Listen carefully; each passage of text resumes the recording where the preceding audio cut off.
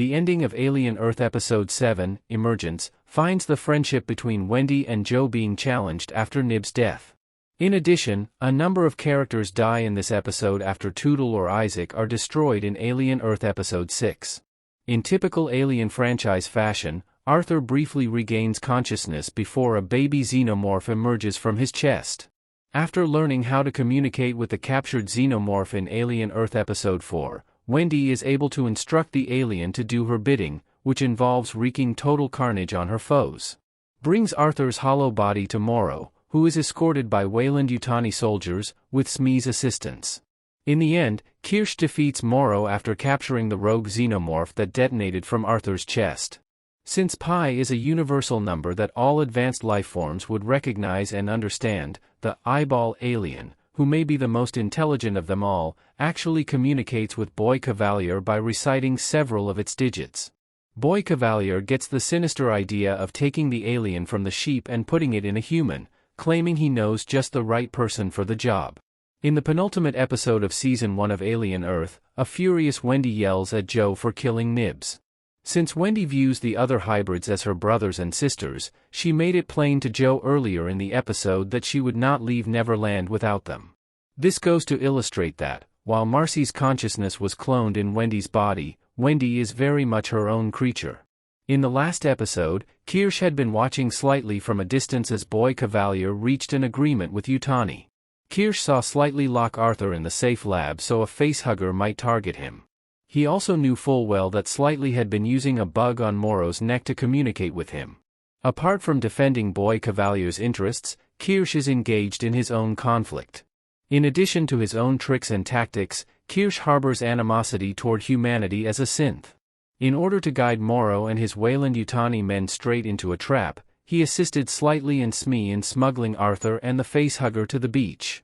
Since Kirsch's loyalty to Prodigy is at best tenuous, it is unclear what his true intentions are. He does appear worried about the hybrids, and it's possible that he has intentions for them that are unrelated to Boy Cavalier's. With Morrow imprisoned, Kirsch will look like a hero to Boy Cavalier, which could present the perfect moment for him to strike against his master. Wendy had lost faith in Dame Sylvia and Prodigy after discovering out how they wiped some of Nib's memories to make her more well-adjusted behaviorally. Wendy assumed the duty of protecting Nibs and the other Herbids, although Dame was merely carrying out orders from Boy Cavalier's right-hand man, Adam Ennis. On Neverland Island, Wendy, Nibs, and Joe discover a tiny cemetery in the woods outside the main buildings. The human children who were placed in the hybrid bodies are buried in each grave. Even though Wendy is standing directly behind him, it is becoming increasingly clear to Joe that he has lost his sister, which is why he is grieving over Marcy's grave and Nibs knows her tombstone. Wendy maintains that their former human identities are still there in their new hybrid bodies, but after witnessing her own death, Nibs no longer thinks she is fully herself. This scene serves as a turning point in the narrative that sets Wendy apart from Marcy. The two may be incredibly similar, but they are not the same. Boy Cavalier's experiment with implanting the alien into a human or synthetic being is likely to be featured in the Alien Earth Season 1 finale. Early in the series, Boy Cavalier told Dame Sylvia that, "All I want more than anything is to have a conversation with someone who is smarter than me."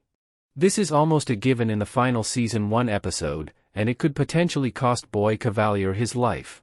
Kirsch or Boy Cavalier will have to decide the fate of Morrow and his Weyland-Yutani warriors after they are imprisoned on Neverland.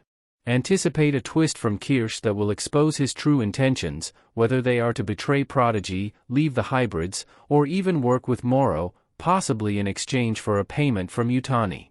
If Wendy is unable to move on from Nib's passing, she might decide she no longer wants to travel with Joe out of Neverland. When the xenomorph sees how angry Wendy is, he will undoubtedly inflict greater harm on anyone who stands in her path.